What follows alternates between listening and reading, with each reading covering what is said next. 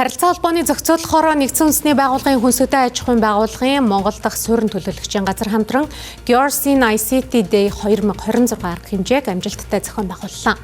Октийн харилцаа холбоо мэдээлэл технологийн салбарын талаарх мэдлэгийг нэмэгдүүлэх, цахим орчинд өөрийн эрхийг хамгаалах зам уур чадвар эзэмшүүлэх зорилготой юм.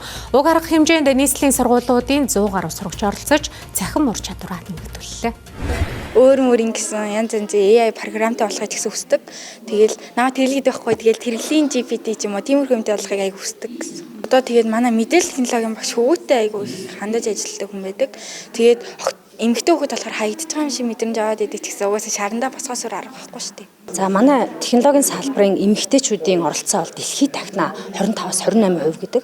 Эмэгтэйчүүдийн тоог нэмэгдүүлэхийн тулд бид октыг одоо багаас нь математик дурлуулах, физикт сонирхолтой болсон байх үед нь үргэлжлүүлээд одоо тэр дур сонирхлыг авч явах, эсвэл багш нар нь зөвлөх, эцэг эхчүүд нь чиглүүлэх хэрэгтэй болчиход байгаа. Энэ оны хувьд энэхүү арга хэмжээ нь хэмэл оюун ба хөгжил, охид дижитал ирээдүг бүтээний гэсэн урьд дор зохион байгуулж байгаа.